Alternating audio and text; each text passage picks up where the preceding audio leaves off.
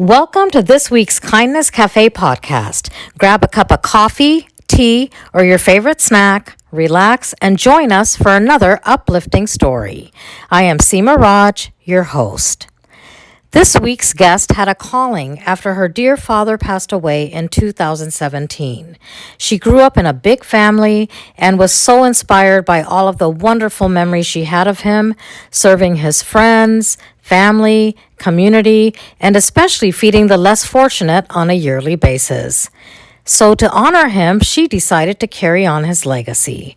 And 4 years later, she has made a huge difference in so many people's lives. How did she do this?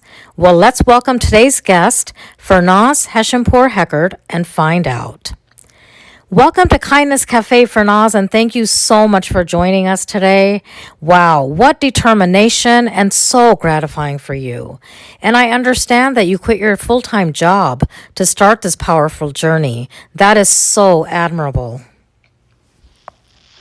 Hi, Seema. Thank you so much for having me on Kindness Cafe. I can tell you that what a great platform to share heart-touching stories and to spread kindness even more to others. And going back to your question, yes, I decided to quit my job and make my journey a priority when my father fell sick and admitted to the hospital. Because of my father, the decision to leave my full-time job was really easy for me. And until this day, I can tell you, Seema, it was truly worth it. And I do love your question, by the way, because I never thought in my wildest dreams that social media would have such a positive impact on my life.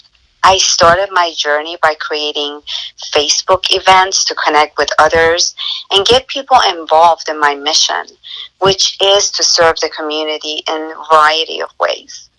I made so many friends from those events, and those friends also made new friends. This made me very happy. Yes, indeed, Farnaz. Social media can definitely be a positive platform to showcase what we are doing and a great way to involve and inspire others as well. Positive networking is definitely the key. So tell me, what are some of the things you have done and are currently doing in the community to help others? Thank you so much for that question. Well, pre-pandemic, Seema, I wanted to continue my father's legacy, so I invited my friends and family to serve the less fortunate at Franklin Park in DC and Georgetown Ministry. That event was inspired by my father, who would prepare meals and welcome the misfortunate into our home. As a young child, my father was such an honorable man and a great role model in my life, and that continued on before he passed. Anyone who had met my father loved his generosity and compassion for others. I've led few other groups and events such as hiking, women empowerment, pre-Valentine's Day in an effort to help people get connected. I was also involved in raising money for NOVA, Arts of Autism, and Harley House, which is an organization for domestic violence and child abuse located in Frederick, Maryland. I'm currently leading a virtual prayer group on Tuesday mornings with 2 sessions, one starting at 6:30 a.m. and the following one at 7:30 a.m.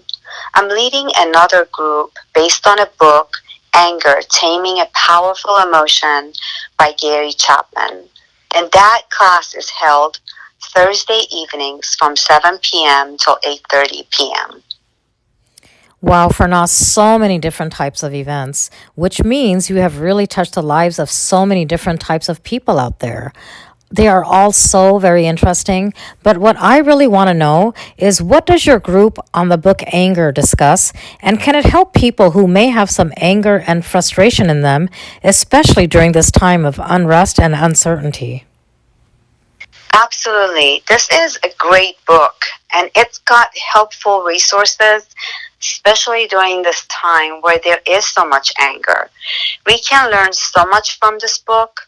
It's a great communication tool on how to interact with one another when conflict shows up in our life and how to deal with our anger.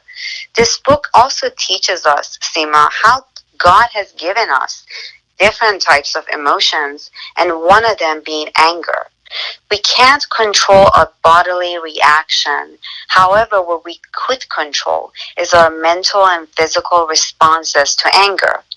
Unfortunately, the class started in January and will end March 25th. However, the great news is you can still purchase this on Amazon and study it on your own with ton of study guidelines at the end of each chapter.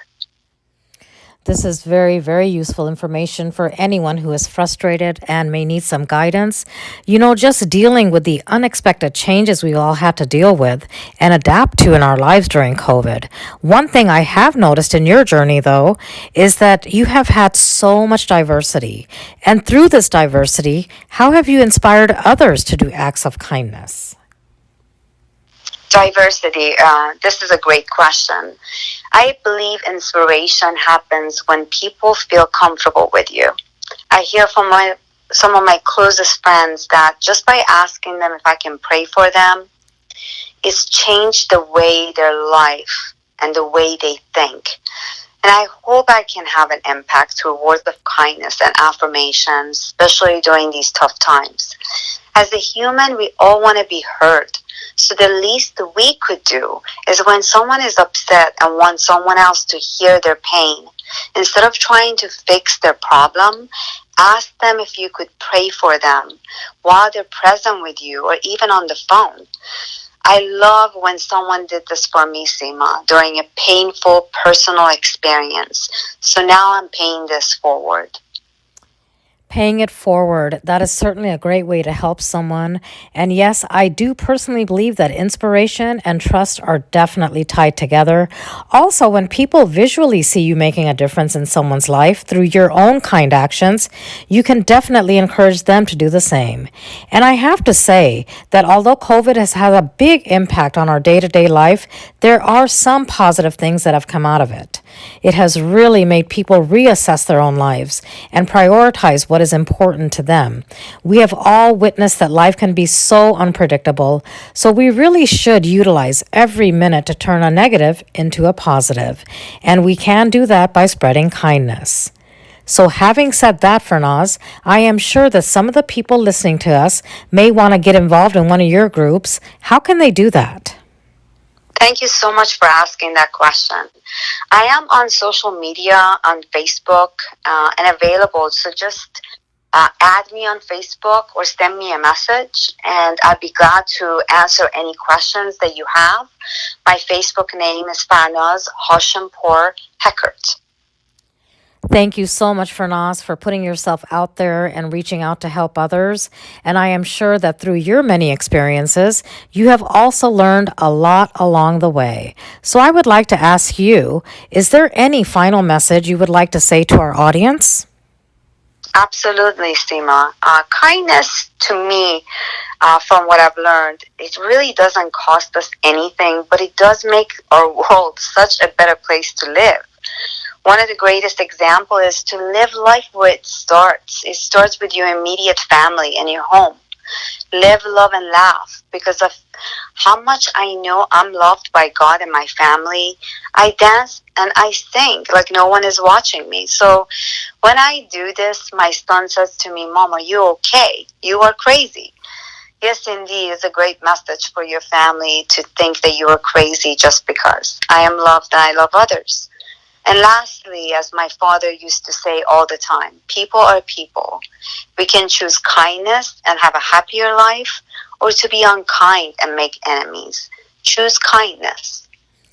I completely agree, Farnaz, and I think the world would be a better and happier place if we had more crazy people like you in it. Happy, smiling, dancing, what a way to go. I cannot thank you enough for joining us today and sharing your story. It is amazing how the love you have had for your dear father lives on in you and has passed on to so many others. And the sacrifices you've made along the way leave me speechless. Hats off to you. I know your dear dad is blessing you from above every day so you can continue on with your selfless journey.